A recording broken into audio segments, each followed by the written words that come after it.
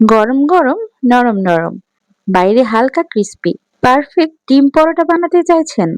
আজ দেখাবো কিভাবে খুব সহজেই ঘরে বানাতে পারবেন এই মজাদার রেসিপি।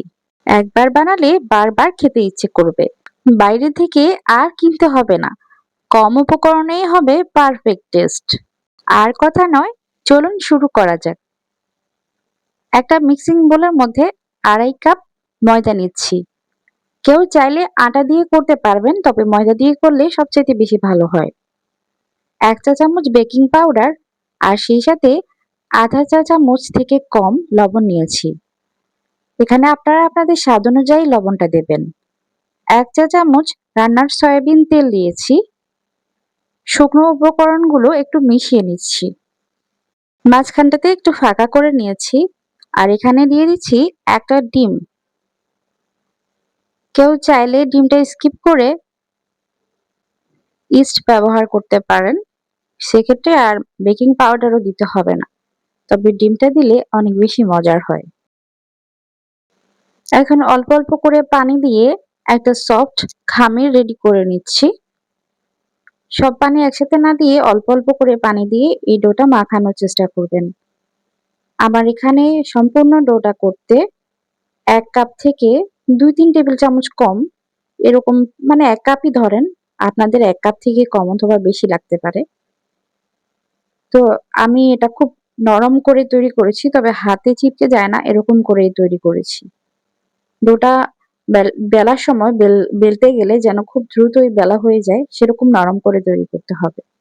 উপর থেকে একটু তেল মাখিয়ে এটা আমি রেস্টে রেখে দিয়েছিলাম 15 মিনিটের জন্য।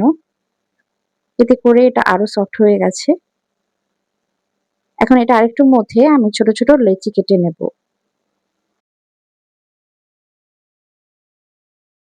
এই লেচিগুলো কেটে এগুলো ঢেকে রাখতে হবে অবশ্যই, খোলা রাখা যাবে না। খোলা রাখলে উপরের পাশটা ড্রাই হয়ে যাবে, তখন এগুলো বেলতে অসুবিধা হবে। আমি একটা লেচি নিয়ে নিয়েছি আর অল্প ময়দা দিয়ে এটা বেলে নেব। একদম যতটুকু পারি পাতলা করে বেলে নিচ্ছি। এই তো আমি পাতলা করে বেলে নিয়েছি। এখন উপর থেকে তেল ব্রাশ করে দিচ্ছি অল্প অল্প করে। রুটির চারপাশে ভালো করে তেল মাখানো হয়ে গেছে। এখন আমি কিভাবে কাট করছি একটু খেয়াল করুন। দুই পাশে একই জায়গায় কাট করছি দুইটা। ঠিক অপর প্রান্তেও আমি দুইটা করে কাট লাগিয়ে নিচ্ছি একই জায়গায়। তবে সবটা কাটবো না, মাঝখানটা ফাঁকা রাখবো। এখন এক পাশের যে অংশটা আছে সেটা আমি ফোল্ড করে নেব ঠিক এভাবে করে। এখানে হালকা একটু উপরে তেল লাগিয়ে নেবেন।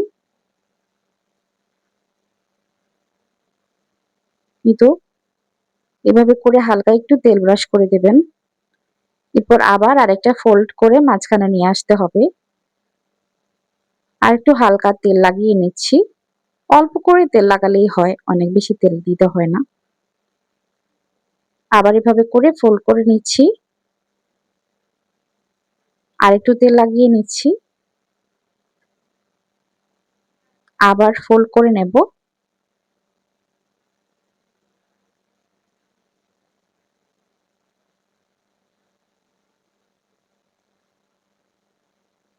এভাবে চারপাশটা একটু মুড়িয়ে নিচ্ছি, এতে করে আর এগুলো ফোলার সময় খুলে যাবে না। আমি এবার এটা সিল করে নেব মুখগুলো। কাজটা আপনারা কিভাবে করছি একটু খেয়াল করলেই বুঝতে পারবেন। তো সবগুলো পাটে কিন্তু আমি অল্প অল্প করে তেল লাগিয়েছি, অনেক বেশি তেল না কিন্তু। তো আপনারা এত বেশি তেল যদি না লাগাতে চান স্কিপ করতে পারেন, এমনি করে নিতে পারেন, তবে তেল লাগালে লেয়ার গুলো একদম খুলে খুলে যাবে। এই তো আমি একটা তৈরি করে নিয়েছি, এভাবে করে অফ ক্যামেরায় আমি সবগুলো তৈরি করে নেব। আর যে পাশের যে অংশগুলো এগুলো খোলা থাকে এগুলো একটু মুখটা লাগিয়ে নেবেন, এতে করে এগুলো বেললে যখন আমরা ভাজবো তখন আর খুলে যাবে না বা ফুলতে কষ্ট হবে না, সিল করা থাকলে মুখগুলো। অফ ক্যামেরায় আমি সবগুলো এভাবে করে বেলে নিয়েছি, এগুলো ঢেকে রাখতে হবে উপরের পাশটা, নয়তো ড্রাই হয়ে যায়। এখন ময়দা দিয়ে আমি আবার বেলে নেব। একটু পাতলা করে বেলবো আর লেচি কাটার সময় অল্প একদম ছোট ছোট করে লেচি কাটবেন, তাহলে একদম পাতলা পাতলা হবে আর ফুলকো হবে। পরোটা ফোলার এটাও কিন্তু একটা ট্রিক্স, যে লেচিগুলো একদম ছোট করে নেবেন আর পাতলা করে বেলবেন, তাহলে পরোটা ফুলকো হয়। এভাবে করে আমি সবগুলো বেলে নেব। যেহেতু এটা একটা ডিম পরোটা হবে, তাই পেঁয়াজ নিয়ে নিচ্ছি কুচি করা, আর কাঁচা মরিচ দিচ্ছি আমি আমার স্বাদ অনুযায়ী। এরপর ধনেপাতা কুচি দিচ্ছি। আর কিছু দেব না এখানে, আপনারা চাইলে বিভিন্ন টেস্ট মেকার দিতে পারেন, ম্যাগি মসলা দিতে পারেন, তবে আমি দিচ্ছি না। আমি একটু লবণ দিয়েছি আর ডিম দিয়ে এটা মাখিয়ে নিচ্ছি। এটা এমনিতেই অনেক মজা হয়। অনেক বেশি মশলাদার খাবার ভালো লাগে না। পরোটা এমনি এমনি নরমাল ডিম দিয়ে খেতে ভালো লাগে। আর একটু ঝাল হলে তো আর কথাই নেই। বৃষ্টির সময় এরকম মজার খাবারগুলো খুব খেতে ইচ্ছে করে। সবসময় তো আর পরোটা খাওয়া হয় না। তবে বৃষ্টি হলে বা একটু ঠান্ডা পড়লে তখন কিন্তু পরোটা খেতে ইচ্ছে করে। তো আমি এখন চুলায় চলে এসেছি আর প্যানে দিয়ে দিয়েছি। উপর থেকে হালকা করে একটু তেল ব্রাশ করে দিচ্ছি একপাশে।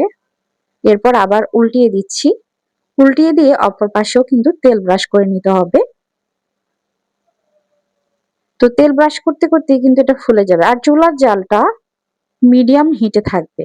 অনেক বেশি লো হিটে থাকলে ওটা ফুলবে না। আর অনেক বেশি হাই হিটে থাকলে তো পুড়ে যাবে।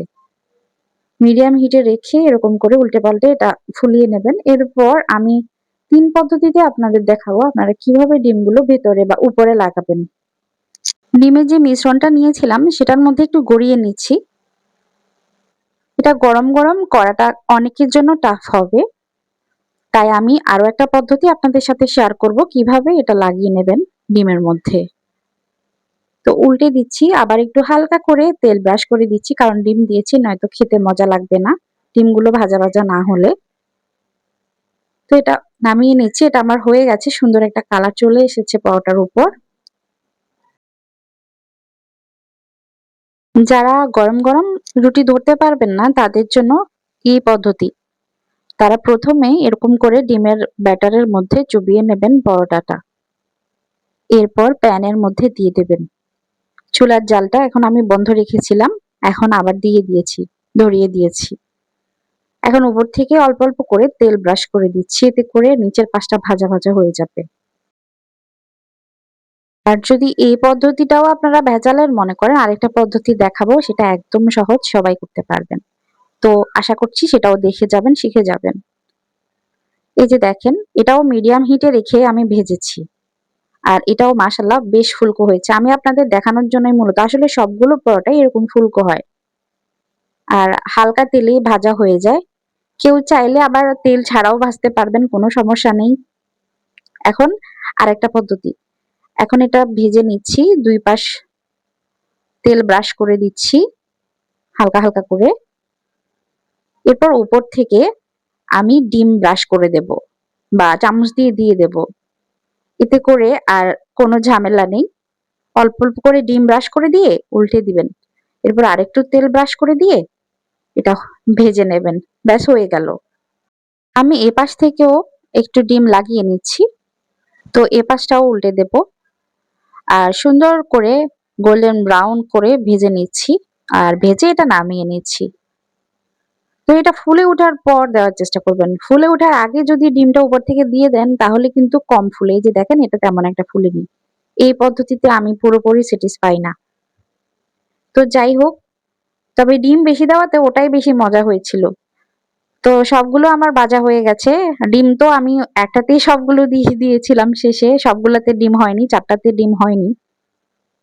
তো এই যে দেখেন লেয়ার গুলো কতটা খুলে খুলে এসেছে, একদম পারফেক্ট হয়েছে। তো সবসময় তো আর পরোটা খাওয়া হয় না। মাঝে মধ্যে পরোটা খাওয়া হয়। একটু তেল আম যাবে, একটু অস্বাস্থ্যকর হবে। বাঙালি যেহেতু একটু অস্বাস্থ্যকর পরোটা খেতেই হয় মাঝে মধ্যে। কি বলেন আপনারা? তো এই হচ্ছে বাকি যেগুলোতে ডিম দেইনি সেগুলো। এগুলোও কিন্তু একদম নরম নরম হয়েছিল আর এরকম লেয়ারি হয়েছিল। ফুলকো হয়েছিল। এগুলো চা দিয়ে খেতে বেশ মজা লাগে। আমার কাছে পরোটা কোনো কিছুর সাথেই ভালো লাগে না। চা দিয়ে খেতে বেশ লাগে। আপনাদের কেমন লাগে কমেন্ট করে জানাবেন। আবার দেখা হয়ে যাবে ইনশাআল্লাহ। আজকের মতো আল্লাহ হাফেজ।